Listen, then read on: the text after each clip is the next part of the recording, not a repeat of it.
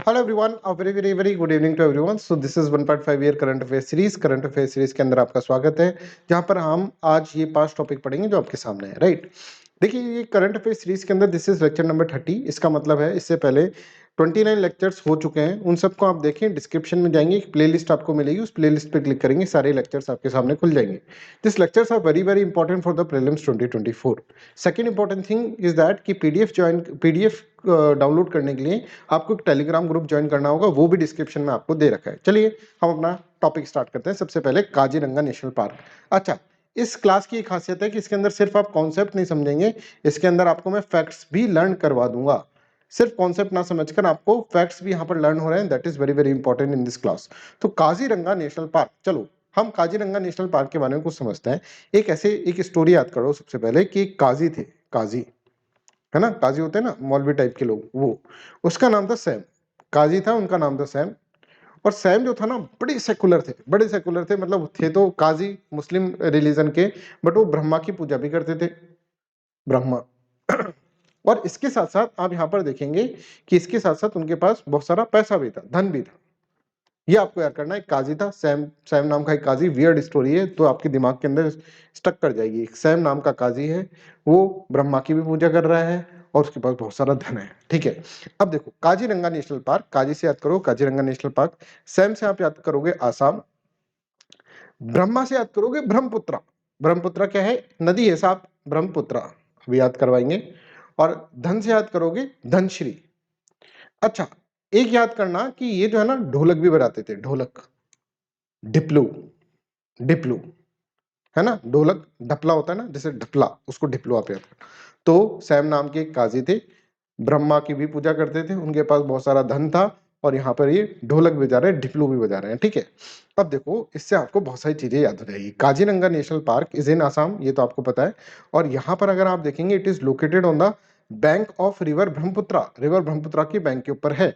और इसके अलावा इसके अंदर से ये सारी रिवर्स जो है इसके आसपास से निकलती है। देखिए इसका मैप है, आप देख रहे हैं ये जो बड़ी रिवर दिख रही है ना, दिस इज रिवर ब्रह्मपुत्रा। यहाँ पर आप देखेंगे दिस इज रिवर मोरा धनश्री, दिस इज रिवर डिप्लू, और दिस इज रिवर मोरा डिप्लू। तो सैम जो था उसके पास बहुत सारा धन था, ब्रह्मा की पूजा करता था, ब्रह्मपुत्र धन धनश्री।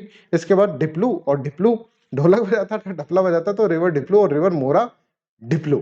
ठीक है, तो इस तरह से आपको इसके अंदर याद करना है। तो यहाँ पर देखो, it is located on the bank of the river Brahmaputra and it is one of the oldest wildlife conservancy reserve of India, criss cross crossed by the 4 major rivers Brahmaputra, Diphlu, Mora Diphlu और मोरा धनश्री। राइट, चलिए तो अभी ये न्यूज के अंदर क्यों है Kaziranga national park? Because one horn rhinoceros जो है अभी यहाँ पर उसका मरा हुआ यहाँ पर मिला काजीरंगा नेशनल पार्क के अंदर। ठीक है, अब देखो काजीरंगा नेशनल पार्क को अगर हम देखें ना, तो इसको बोला जाता है होम ऑफ बिग 5, बड़े 5 का होम है, घर है। इसका मतलब क्या है? होम ऑफ बिग 5 का मतलब यह है कि यहाँ पर ये 5 जानवर यहाँ पर मिलते हैं।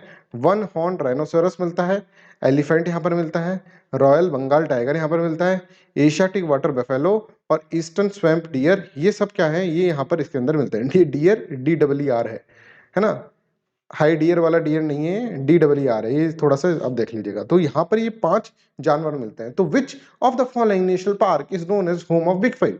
तो आप कहेंगे काजीरंगा नेशनल पार्क, है ना। सैम नाम का काजी ब्रह्मा की पूजा करता था, और धन था उसके पास, और डिप्लू, बस इसके सारा आपको इसके अंदर याद हो जाएगा। अब ये काजीरंगा नेशनल पार्क है ना, इसकी बहुत सारी उपाधियां इसको मिली हुई है। सैम को बहुत सारी उपाधि मिली हुई है। पहला इसको नेशनल पार्क का टैग मिला 1974 के अंदर। Oh wow sir, it has been declared as a tiger reserve since 2007 से इसको टाइगर रिजर्व बोला गया। ठीक है, it has total tiger reserve area of 1030 square kilometre with a core area of 400 square kilometre. इसको है ना आपको याद करने की जरूरत नहीं है, बस आप ये देखें टाइगर रिजर्व भी है, नेशनल पार्क भी है। इसके अलावा यूनेस्को की वर्ल्ड हेरिटेज साइट के अंदर भी इसका नाम बोला गया है कि Sam you are very famous, तो तुमको यूनेस्को वर्ल्ड हेरिटेज साइट के अंदर भी डाल दिया जाता है। और इंपॉर्टेंट बर्ड एरिया भी इसको बोला गया है, किसके द्वारा? बाय बर्ड लाइफ इंटरनेशनल के कारण। ठीक है, it is home of world's most one horned rhinoceros. Most one horn rhinoceros मतलब सबसे ज्यादा राइनोसोरस जो है वो कहाँ पे पाए जाते हैं? काजीरंगा नेशनल पार्क के अंदर ही पाए जाते हैं। I hope this is clear to everyone. ये आपका पहला टॉपिक कंप्लीट होता है। दूसरा टॉपिक है कैटाबैटिक विंड्स। कैटाबैटिक विंड्स के अंदर समझने से पहले हम देखें न्यूज़ में क्यों है। न्यूज़ में इसलिए है क्योंकि हर जगह अगर आप देखेंगे ग्लोबल वार्मिंग चल रहा है ना भाई, ग्लोबल वार्मिंग चल रहा है हर जगह। बट आप देखेंगे हिमालय जो है ना, हिमालय के अंदर अगर जाके देखें तो हिमालय के अंदर हिमालय ठंडा हो रहा है।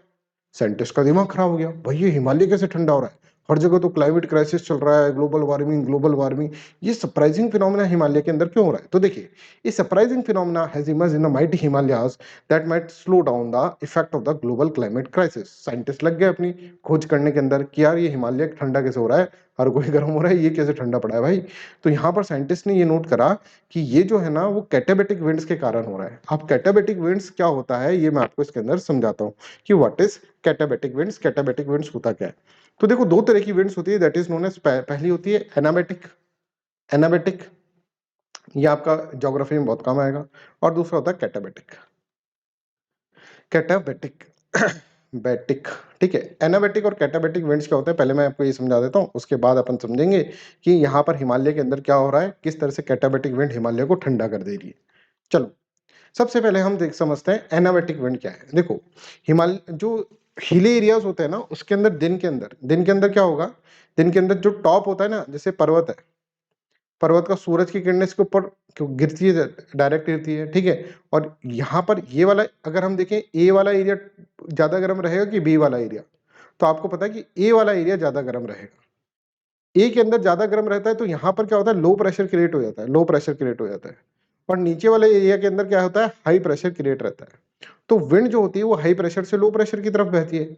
और ये जो विंड होती है that is known as what, anabatic wind. इसको एनाबैटिक विंड बोलते हैं, उसको वैली ब्रिज भी बोलते हैं और एनाबैटिक विंड भी बोलते हैं, ठीक है। इसी तरह से रात में थोड़ा उल्टा हो जाता है, नाइट के अंदर थोड़ा उल्टा हो गया साहब। क्या हो गया, नाइट के अंदर हम देखेंगे तो यहाँ पर अगर हम देखेंगे तो यहाँ पर जो होगा वो हीट ज्यादा रह जाएगी। और यहाँ पर अगर हम देखेंगे, यहाँ पर क्या है, यहाँ पर ठंडा पड़ जाएगा, यहाँ पर ठंड हो जाएगी, ठीक है। और यहाँ पर क्या है, हीट ज्यादा हो जाएगी, यहाँ पर हाई प्रेशर क्रिएट हो गया और यहाँ पे लो प्रेशर क्रिएट हो गया, तो विंड ऐसे बहने लग जाती है। This is known as what, this is known as katabatic wind. Katabatic wind देखिए मैं पढ़ के सुनाता हूँ आपको। The flow of the air reverses as sun is going down at the night. This is because the mountain slopes at higher elevates cool quicker than the valleys, कि यहाँ पर तो जल्दी ठंडा जल्दी हो जाता है क्योंकि जैसे ही नाइट होगी तो यहाँ पे ठंड जल्दी पड़ने लग जाएगी, यहाँ पे ठंड पड़ जाएगी और ठंड पड़ जाएगी तो यहाँ पे हाई प्रेशर क्रिएट हो जाएगा। और यहाँ पर जो है वैली इतनी जल्दी ठंडी नहीं होती है, ठीक है, उसको टाइम लगता है ठंडी होने में। तो यहाँ पर क्या हो जाएगा, यहाँ पर अगर आप देखेंगे तो यहाँ पर लो प्रेशर क्रिएट हो जाएगा। तो माउंटेन का टॉप जल्दी ठंडा होता है और जल्दी ही गर्म होता है। तो दिन के टाइम में तो ये गर्म हो जाता है, तो गर्म हो जाएगा, यहाँ पे लो प्रेशर क्रिएट हो जाएगा और नीचे हाई प्रेशर क्रिएट हो जाएगा, तो विंड ऐसे बह जाएगी ऊपर की साइड।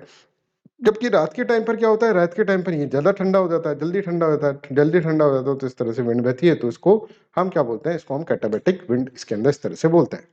तो कैटाबैटिक विंड को कैसे याद करेंगे साहब, एक कैट है वो नीचे की तरफ जा रही है ना, नीचे की तरफ जा रही है, ये विंड जो है वो नीचे की तरफ जाती है, तो that is known as what, that is known as katabatic wind. I hope this is clear to everyone, है ना। अब हिमालयाज के अंदर क्या होता है, देखो हिमालयाज के अंदर क्या हुआ, हिमालयाज के अंदर ये हुआ, temperature gap is created between the air flowing above the mountains. Mountains के ऊपर जो एयर थी, ठीक है, यहाँ पर जो है, यहाँ पर अगर आप देखेंगे तो टेम्परेचर गैप यहाँ पर, और जो नीचे है, नीचे जो है यहाँ पर जो है एयर मास, इन दोनों के बीच में टेम्परेचर डिफरेंस हो गया। और टेम्परेचर डिफरेंस हो गया, इसके कारण क्या हुआ, इसके कारण यहाँ पर आप देखेंगे टेम्परेचर डिफरेंस हो गया, तो यहाँ पर हाई प्रेशर के यहाँ पर ठंडा हो गया क्योंकि यहाँ पे विंड बह रही है, विंड बह रही है। और माउंटेन के यहाँ पर आइस है, तो माउंटेन के यहाँ पर आइस है, टॉप के ऊपर आइस रहता है ना, माउंटेन के ऊपर, टॉप के ऊपर, तो यहाँ पर अगर आप देखेंगे तो ये विंड ठंडी हो जाएगी, ठंडी, है ना, आइस से साथ कांटेक्ट में आके। तो ये ठंडी विंड जो होगी तो यहाँ पर हाई प्रेशर क्रिएट हो जाएगा, यहाँ पर लो प्रेशर क्रिएट हो जाएगा और विंड कुछ इस तरह से बह जाएगी नीचे की तरफ, समझ रहे हैं। देखो ये जैसे हिमालय है, हाँ साहब हिमालय है। अब यहाँ पे आप देख रहे हैं, यहाँ पे ठंड पड़ रही है, ठंड पड़ रही है यहाँ पे, क्यों क्यों ठंड पड़ रही है, मतलब यहाँ पे ठंडी हवा आ रही है, ठंडी हवा आ रही है, जिसके कारण ऐसा बोला जा रहा है ग्लोबल वार्मिंग क्यों नहीं हो रही है, यहाँ पे ठंड कैसे पड़ रही है। देखो ये एक हवा बह रही है, यहाँ पे आइस जमी हुई है ऐसा समझो, तो यहाँ पर क्या हो जाएगा, हाई प्रेशर क्रिएट हो जाएगा और ये हवा ठंडी हो जाएगी, ठंडी। और यहाँ पे कंपैरेटिवली गर्म है, गर्म है, तो ये ठंडी से गर्म की तरफ आएगी हवा, और हवा आएगी यहाँ पे गर्म की तरफ, तो यहाँ पर ठंडा कर देगी क्रिएट, पूरा का पूरा ठंडा यहाँ पर क्रिएट कर देगी। तो इसके कारण क्या है, ये जो विंड है जो ऊपर से नीचे आ रही है, कैटाबैटिक, विंड के कारण हिमालय जो है वो ठंडा हो रहा है, राइट। यही इसके अंदर दे रखा है। देखिए, temperature gap is created between the air flowing above the mountains and the cooler air directly in the contact with the ice masses. Ice masses से डायरेक्टली कॉन्टैक्ट में आती है। This lead to an increase in the turbulent heat exchange at the glacier surface and strong cooling to the surface air mass. As the warm air get coolers and dense, it sinks, triggering the katabatic wind in the neighboring areas down the slope. ठीक है, तो this is known as what? This is known as katabatic winds. और कैटाबेटिक winds के कारण ही क्या हो रहा है? कैटाबेटिक विंड्स के कारण ही एक तरह से हिमालय जो है वो ठंडा पड़ रहा है। Next is logistic is across the different states. Leads इसको बोल रहे हैं। लीड्स की एक रिपोर्ट आई है 2023 की।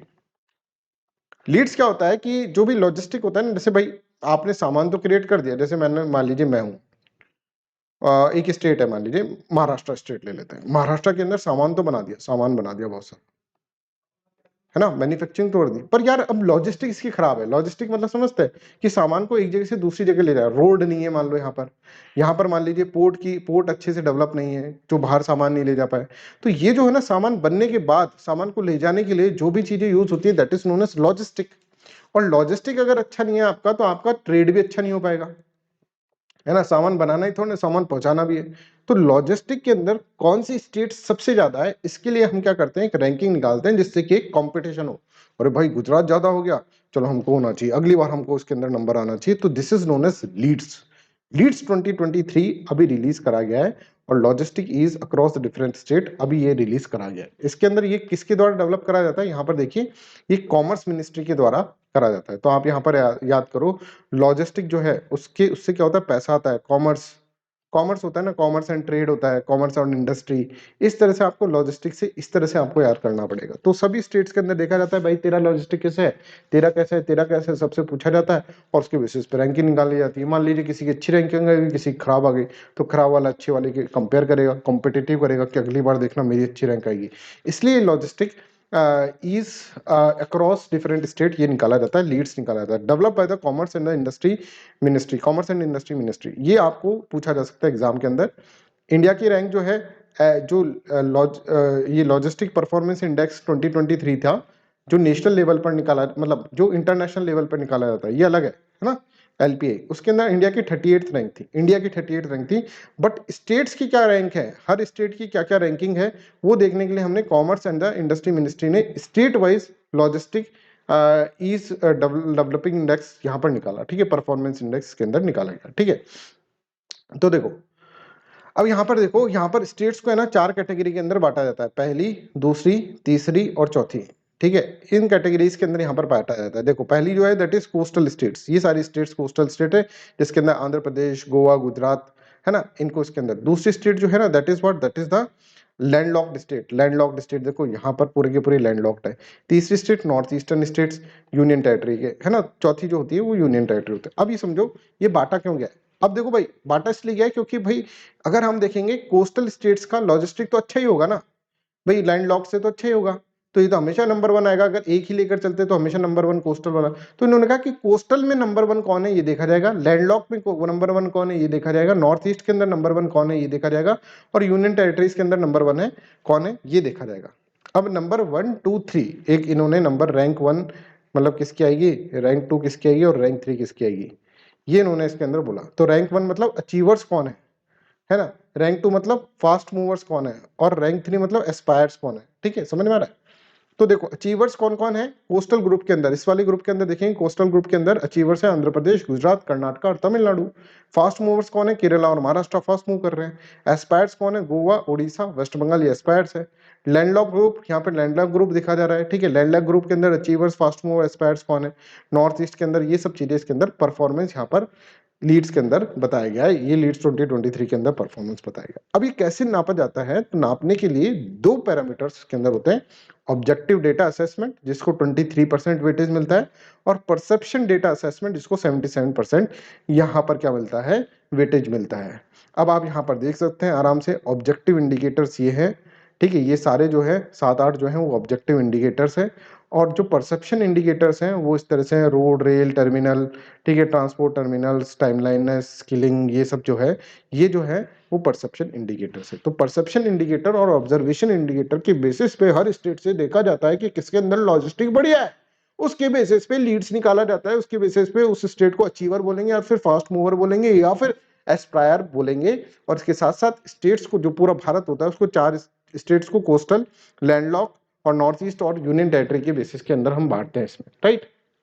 ये आपको याद रखना है। कुछ की फाइंडिंग्स हैं, जैसे high improvement recorded in the regulatory pillar. Regulatory pillar के अंदर रेगुलेशंस जो हैं वो सबने अच्छे करे हैं। Length of national highway increase by approximately 48% on the back of the sustained investment push by the government over the last decade. Total number of container freight station CFS increase by the 18%। Inland container depot जो है वो increase by 26%। Apart from the national logistic policy 21 states and 2 union territories have notified their logistic policies. ये सब चीजें इसके अंदर देखा गया, ठीक है। Next is goldilock zones. Goldilock zones क्या है भाई साहब, नाम से ही बड़ा खतरनाक लगता है। एक बार प्रीलिम्स के अंदर इसमें क्वेश्चन पूछा गया था, है ना, गोल्डीलॉक जोन्स के ऊपर। तो मैं बताता हूँ, देखिए गोल्डीलॉक जोन्स होता क्या है। अभी न्यूज में क्या है, new NASA study has discovered 17 ocean planets in the habitable zone of the distant stars that could have oceans of the liquid water beneath their icy shells. ठीक है, ये ऐसे इसके अंदर अभी वापस आएंगे इसके ऊपर। पहले हम समझ लें गोल्डीलॉक जोन्स क्या होता है, ठीक है। ऐसे समझो कि हमारा सोलर सिस्टम है, उसमें सन है, यस सर सन है, और आप देखेंगे मरकरी, वीनस, अर्थ, मार्स, है ना, ये इस तरह से सोलर सिस्टम है। सोलर सिस्टम के अंदर मरकरी में तो वो नहीं है, जीवन नहीं है। क्यों नहीं है? क्योंकि मरकरी बड़ा ही गर्म है सर। ओके, जुपिटर पे भी जीवन नहीं है। क्यों नहीं है? क्योंकि जुपिटर बड़ा ठंडा है, मार्स भी बड़ा ठंडा है। अर्थ एक ऐसा है जो ना ठंडा है, ना ज्यादा ठंडा है, ना टू कोल्ड है, ना टू हॉट है। ये है हमारा अर्थ, ना ज्यादा ठंडा ना ज्यादा गर्म। तो इसके अंदर पानी जो होता है ना जमता है पानी, यहाँ तो पानी जमा रहता है, यहाँ पानी नहीं जमता है, ना ही यहाँ पर पानी ऐसे इवोपरेट हो जाता है कि यहाँ पर पानी ही नहीं मिल रहा मरकरी के अंदर। तो समझ में आ रहा है? तो टू हॉट भी नहीं है, टू कोल्ड भी नहीं है। तो ये जो है ना हैबिटेबल जोन है, इसीलिए आप, मैं और यहाँ पर जीव जंतु जो है सांस ले पा रहे हैं। तो दिस इज हैबिटेबल जोन, इसको बोल रहे हैं हैबिटेबल जोन। और this habitable zone is there, ठीक है। और ये जो ज्यादा हॉट भी नहीं है, ज्यादा कोल्ड भी नहीं है, ठीक है। दिस इज नोन एज कि सन के अंदर सोलर सिस्टम का गोल्डीलॉक जोन जो है वो अर्थ है। इसी तरह से हमारा ये तो एक सोलर सिस्टम है, ऐसे बहुत सारे और भी स्टार होंगे। सन इज ए स्टार, ठीक है, जिसका अपना एक पूरा सोलर सिस्टम होगा। ऐसे हमने बहुत सारे सोलर सिस्टम यहाँ पर देखे गए कि 17 ऐसे ओशनिक प्लेनेट्स हैबिटेबल जोन के अंदर पाए गए हैं ऑफ डिस्टेंट स्टार्स, ठीक है, that could have oceans of the liquid water beneath their icy shells. तो यहाँ पे देखो गोल्डीलॉक जोन्स क्या हो गया, is the area around star where it is not too hot, ज्यादा हॉट भी नहीं है, नॉट टू कोल्ड, ज्यादा कोल्ड भी नहीं है, for liquid water to exist on the surface of the surrounding planets. Earth is in the sun's goldilock zones, ठीक है। गोल्डीलॉक जोन्स के अंदर अर्थ यहाँ पर आता है, right. I hope this is clear. Rocky exoplanets found in the habitable zone of the stars are more likely targets for detecting liquid water on the surface, ठीक है। जहां पर जो एक्सोप्लैनेट्स हैं, ठीक है, जो हमारे सोलर सिस्टम के बाहर के जो प्लैनेट्स हैं, वो जो रॉकी प्लैनेट्स होते हैं, वहां पर बहुत चांसेस रहते हैं कि भाई यहाँ पर पानी होगा। I hope this is clear to everyone. Goldilock zones सबको क्लियर है, ठीक है। अब अपना नेक्स्ट जो है दैट इज जेलीफिश। जेलीफिश अभी न्यूज में इसलिए है क्योंकि नई जेलीफिश अभी एक पाई गई है। कहां पर पाई गई है साहब? जापान के अंदर पाई गई, जिसमें 240 टेंटिकल्स होते हैं। टेंटिकल्स क्या होते हैं मैं बताता हूँ। और उस फिश का नाम रखा है सेंट जॉर्डिया पेगेसी। सेंट जॉर्जिया पेगेसी इसका अंदर, यहाँ पर इसका नाम रखा है जेलीफिश का है। नई जो जेलीफिश यहाँ पर मिली है, तो यहाँ पर ये देखो जेलीफिश इस तरह से होती है। ओ माय गॉड सर, और मैंने इसके अंदर, हाँ, इस तरह से ये जेलीफिश होती है। ओ वाओ सर, ये इस तरह से मूवमेंट भी करती है ना। और इसके अंदर आप देखेंगे तो बायोलुमिनेसेंस है। बायोलुमिनेसेंस का मतलब क्या है? इनकी बॉडी के अंदर इस तरह की केमिकल रिएक्शन होती है कि लाइट प्रोड्यूस हो रही है, ठीक है। चलो, तो अभी ये वाली जो मिली है ना हमको नई वाली, ठीक है, जिसका नाम है सेंट जॉर्जिया पेगेसी, ठीक है। ये देखो it is considered as large 4 inches wide and 3 inches talls. कभी कभार पूछ लिया रहता है, ये जो दिख रहे हैं ना आपको, ये इसके साइड साइड में बाल जैसे, ठीक है, this is known as tentacles की 240 टेंटिकल्स है। Its body look like almost see through cushion, ठीक है। यहाँ पर आर पार आप देख सकते हैं इसके अंदर इस तरह से लगता है। It has a thick white ring running all along its lower edge, है ना। वाइट रिंग इसके अंदर इस तरह से है।